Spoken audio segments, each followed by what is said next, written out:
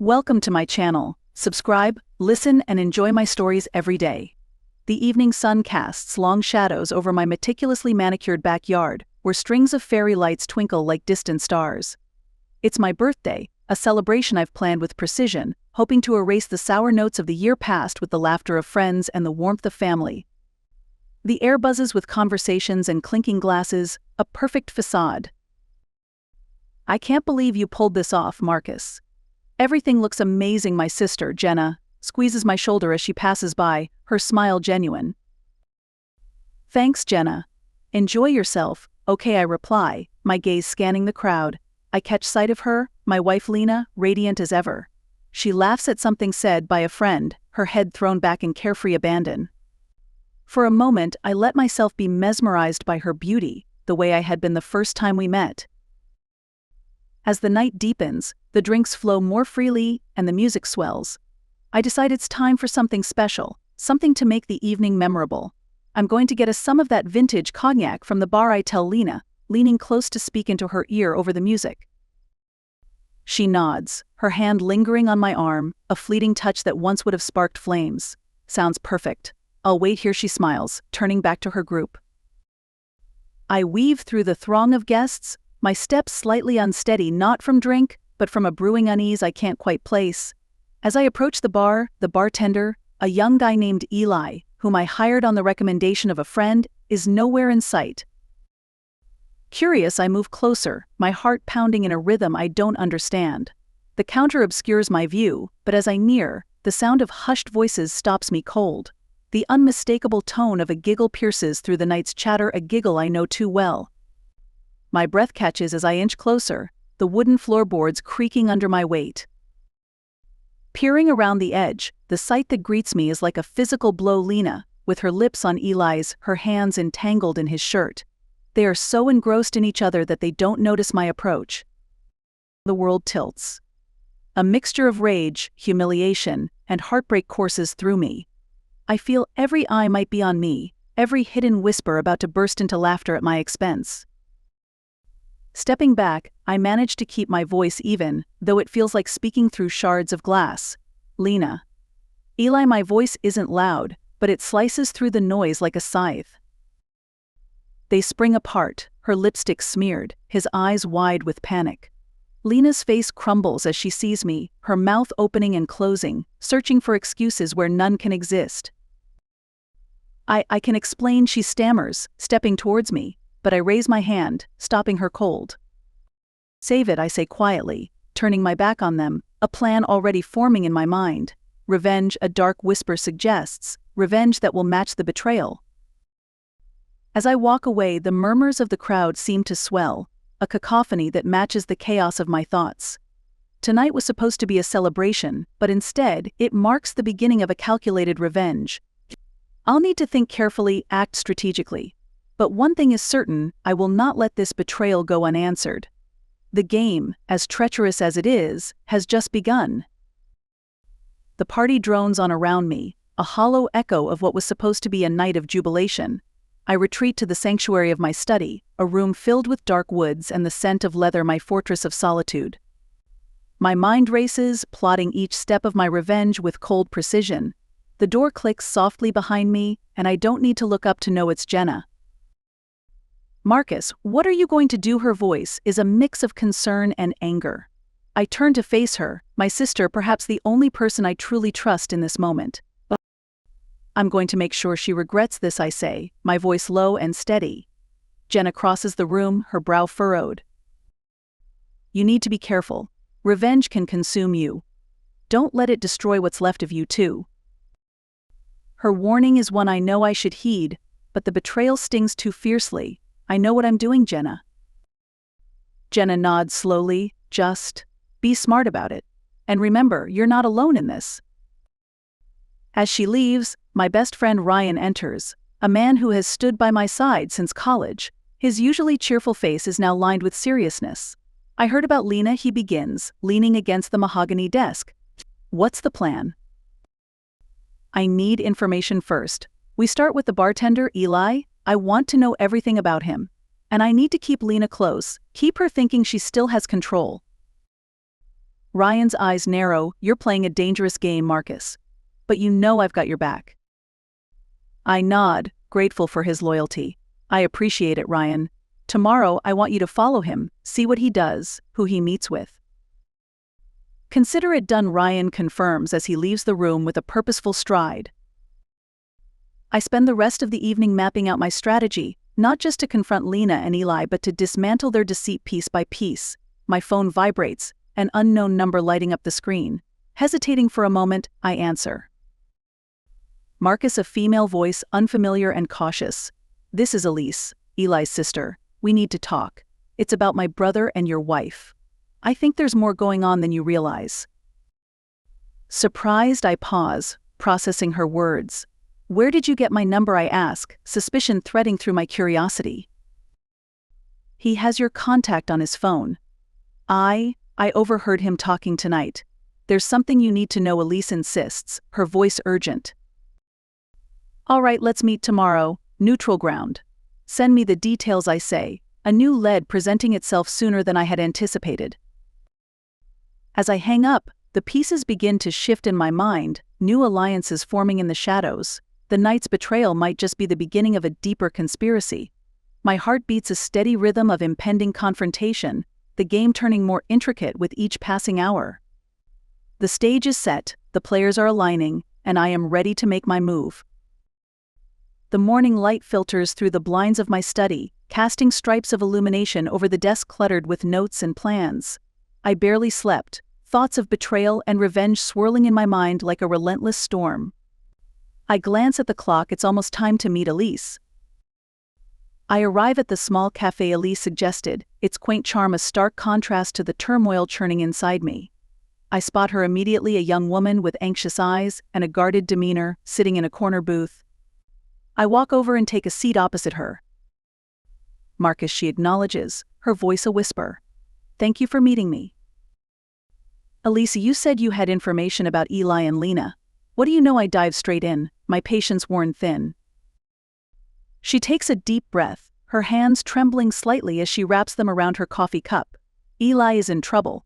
He's been involved with some dangerous people. I overheard him talking last night about a plan to use your wife to get to you.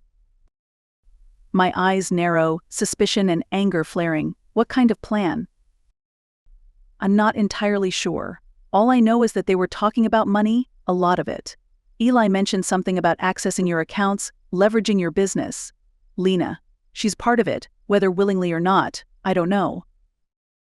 The betrayal cuts deeper, but a part of me clings to the hope that Lena might have been manipulated. Do you have proof? Anything that can help me confront them? Elise pulls out her phone, scrolling through messages and recordings. She plays a snippet of a conversation, Eli's voice unmistakable, discussing details of my business, passwords, and financial strategies. My fists clench under the table. Why are you helping me? I ask, meeting her eyes. Elijah is my brother, but what he's doing is wrong. I don't want to see him hurt, but I can't stand by and watch him ruin your life either. I nod, appreciating her honesty. I need you to keep listening, keep gathering information. This is bigger than just an affair. We need to uncover the entire plot. Elise agrees, and as we part ways, I feel a renewed sense of purpose. There's more at stake now than just my pride. My entire future is on the line. I call Ryan on the way back to the house, filling him in on the latest developments. This goes deeper than we thought, Ryan. We need to tread carefully. I've been tailing Eli all morning. He's meeting with someone in a shady part of town. I'll keep you posted, Ryan replies, his voice tense with the seriousness of the situation. Back home, I find Lena in the kitchen, her smile strained. She looks up as I enter, guilt flashing in her eyes. Marcus, can we talk? Not now, Lena, I say, brushing past her. I have too much on my mind. The day passes in a blur of anxiety and planning. Jenna stops by, sensing the tension in the air. What's the latest, she asks, settling into the couch with a concerned look. There's a lot more to this than we thought, I explain, recounting my meeting with Elise. Jenna's eyes widen as she listens.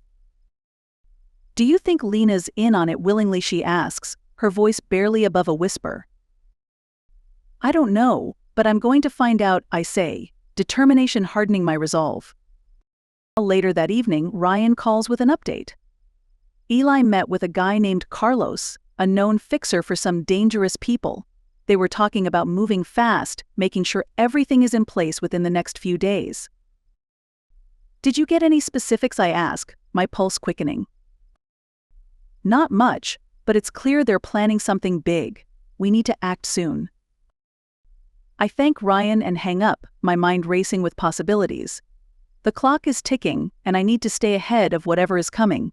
I decide it's time to confront Lena, to see if I can get the truth from her directly. I find her in our bedroom, sitting on the edge of the bed, her face a mask of worry. Lena, we need to talk, I say, closing the door behind me. She looks up, her eyes filled with tears.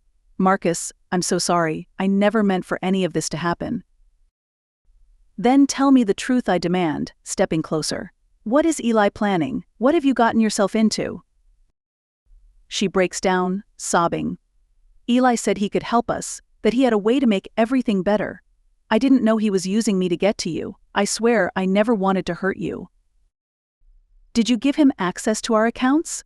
To my business information, I ask, my voice cold. She nods, her face crumbling.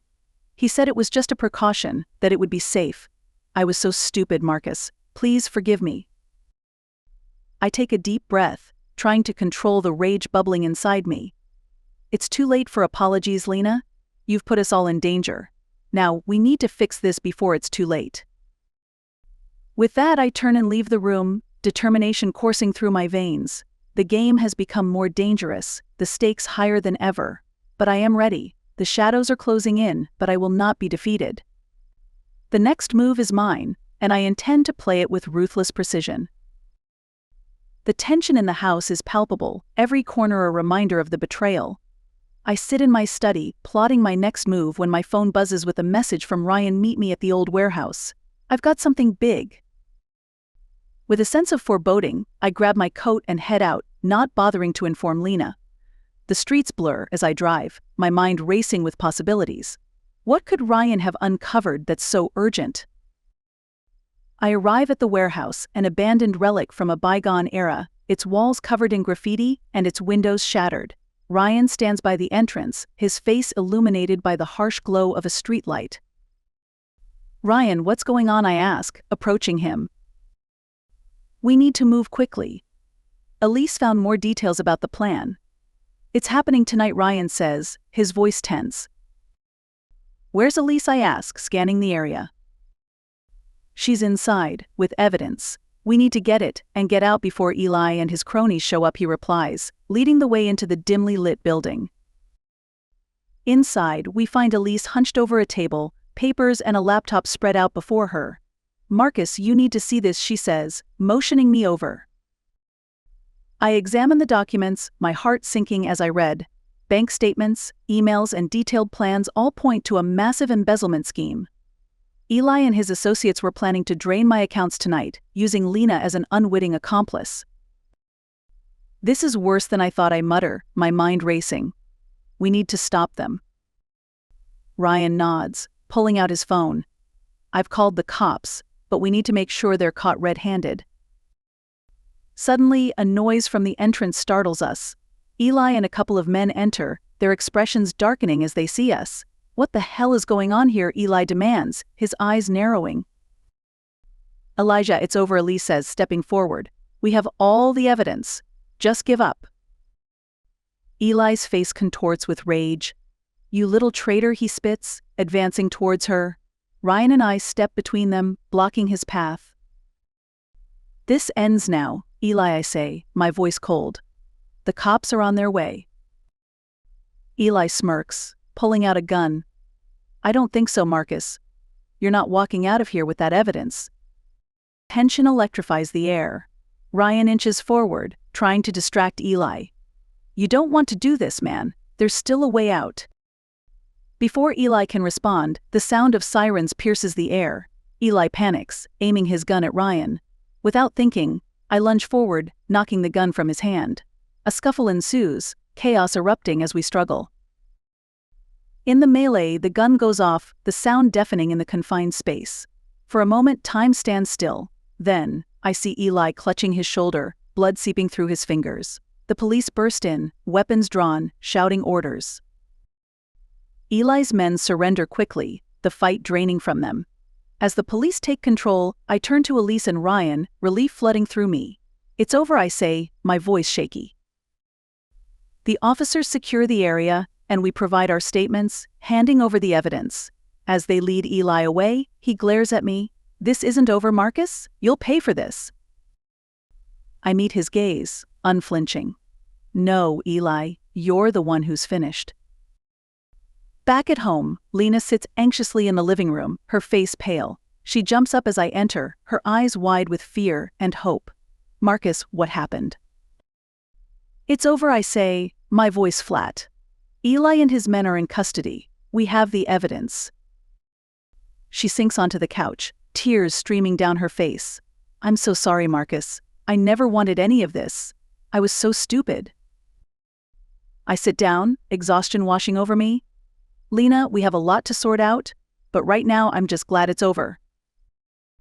The next few days are a blur of police interviews and legal proceedings.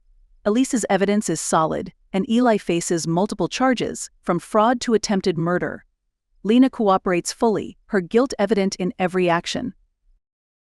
As the dust settles, I find myself reflecting on the whirlwind of events. The betrayal still stings, but there's a strange sense of closure. Jenna and Ryan stay close, their support unwavering. One evening, Jenna pulls me aside. "You did the right thing, Marcus. But what now?" I shrug, looking out at the setting sun. "I don't know, Jenna. But I'm ready to move forward, whatever that means." She smiles, squeezing my shoulder. "We'll figure it out. Together." In the weeks that follow, I begin to rebuild my business, my life, my sense of trust.